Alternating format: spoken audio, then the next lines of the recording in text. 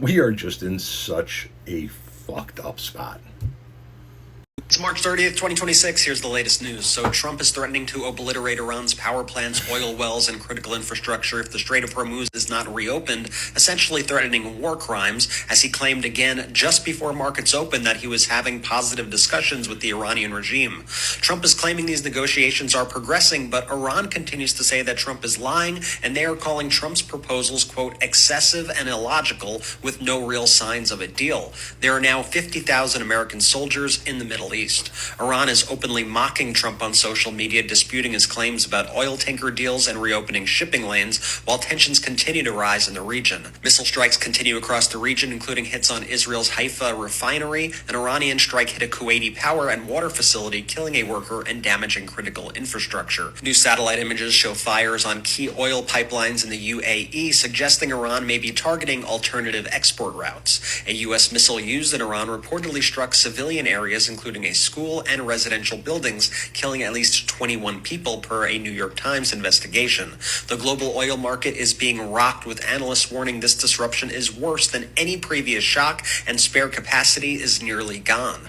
European leaders are raising alarms, with Germany warning the war could have economic impacts as severe as COVID, and Italy distancing itself from the conflict. Italy's defense minister earlier said, quote, "We did not support this war and no one asked for our opinion. The length of wars does not depend on the power of the strongest, but on the resistance of the weakest." Spain banned U.S. military aircraft tied to the Iran war from its airspace and bases, signaling growing international pushback.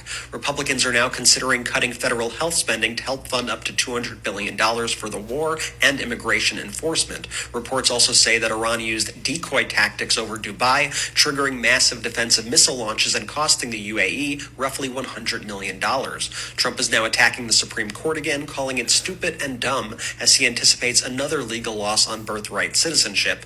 Back home, the DHS shutdown continues, but TSA workers are finally receiving at least some back pay, easing massive airport delays after weeks of chaos. And the U.S. Army has launched an investigation after Apache helicopters flew low over a Nashville No Kings protest and near Kid Rock's home in a controversial display. That's all for now. Spread the word. All of that about the Iranian war is after Donald Trump, late last week, I believe on Friday, said, "Oh, this is all going to be wrapped up soon. It's not going to last much longer. It's all going to be wrapped up soon." He's having, what, imaginary negotiations with a new regime? The regime in power in Iran says, we're not negotiating with them. They keep sending us bullshit offers. We keep hitting facilities.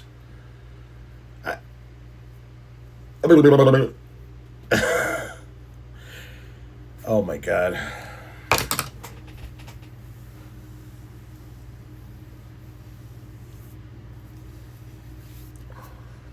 I took Saturday off to spend it with my family and have my daughter's baby shower. And it was fantastic. And I'm going to do the same thing tomorrow. I'm not going to make any new content tomorrow.